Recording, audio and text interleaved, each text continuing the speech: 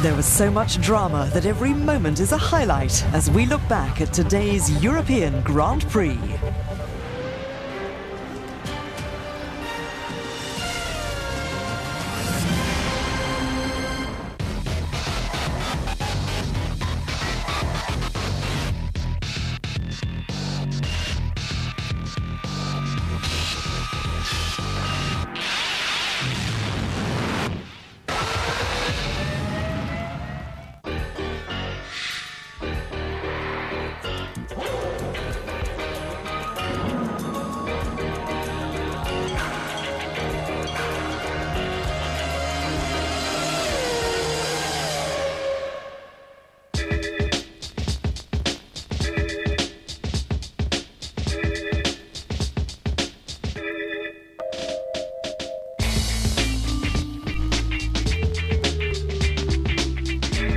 The modern Nürburgring in the west of Germany, the venue for the European Grand Prix, round 14 of the 1999 Formula One World Championship.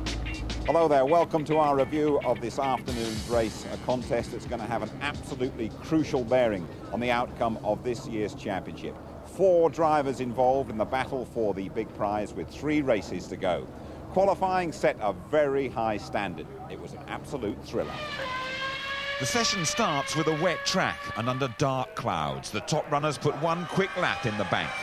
Rubens Barrichello emerges fastest on wet tyres, hoping for a repeat of his pole in France. But as it clears up and the track improves, on go the dry tyres. Yeah, there is Eddie Irvine, and he is indeed on slick tyres. It's Eddie Irvine, the first to quicken the pace, taking an encouraging provisional pole in the Ferrari. It doesn't last. As the times tumble, the teams make a simple equation. The later you go out, the faster your lap. David Coulthard is one driver happier when it rains and manages to out-qualify Mika Häkkinen for just the second time this year. Irvine also tries a late charge, but a badly timed spin puts him in trouble and out of contention for a top grid spot. The last 5 minutes are very exciting, if a bit chaotic, with pole changing hands 6 times. Damon Hill is in pole position. My goodness! Ralf Schumacher, pole position. And, wow, Häkkinen. But then, a tactical masterstroke by Monza winner Heinz-Harald Frentzen and Team Jordan. A race-style pit stop for new tyres, just enough time for one more lap, and go for it. The German quickest in the dying seconds. Frentzen takes pole! Frentzen takes pole with 9 seconds to go! So the 2 outside bets for the championship find themselves on the front row of the grid, but it's Jordan top of the pile.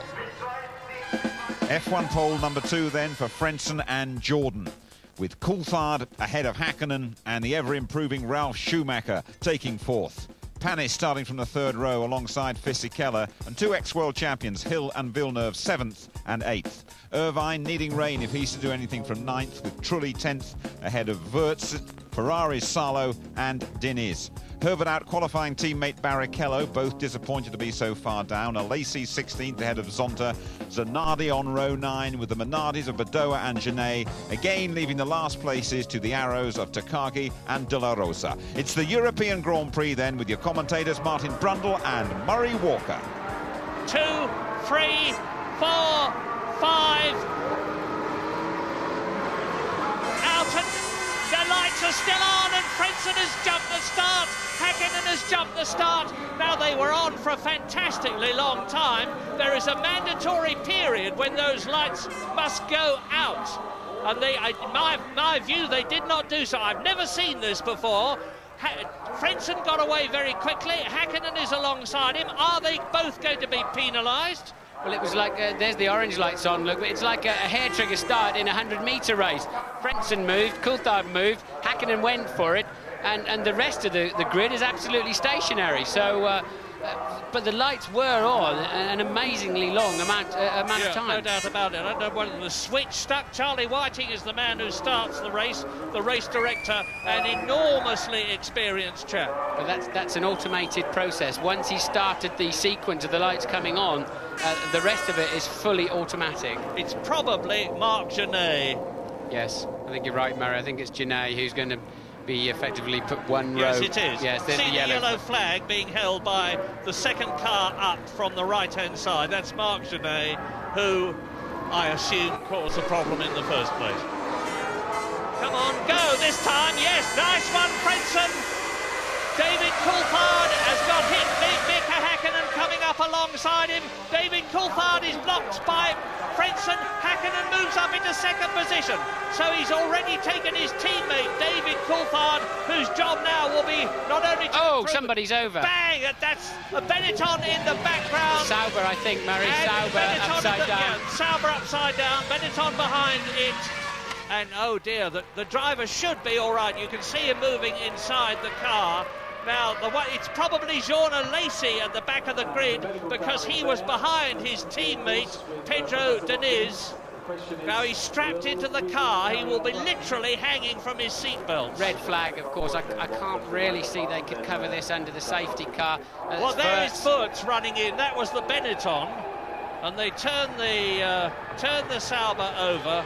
The left rear wheel is off, and of course now... Yeah, they have used the safety car. Surprising for me anyway. I thought they'd red flag this one with so many marshals around, but of course the cars will come through here at a dramatically reduced pace. So waved yellows, there'll be little whiteboards saying SC safety car to tell the drivers to expect to trip over a Mercedes-Benz with a lot of fairground lights on the top any time soon. Now let's see the action. Look, Diniz going around the outside. Oh, look, the two Ferraris got together, look. Two Ferraris got together.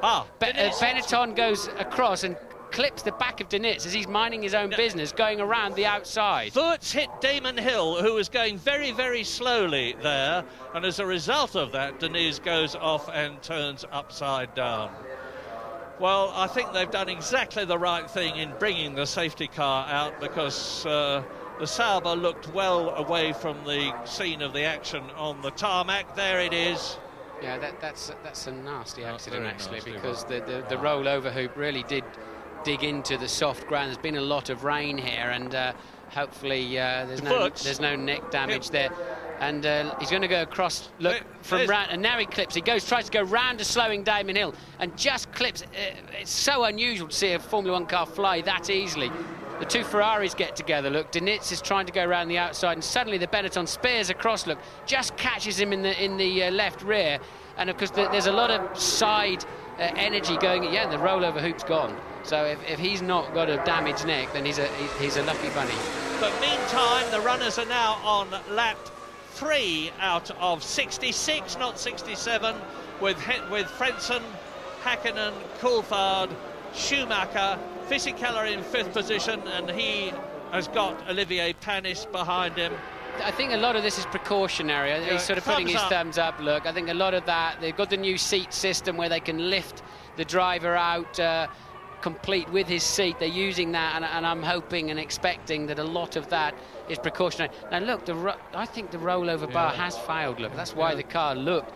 That's so unusual for that to happen. Very, very heartening to see Pedro conscious.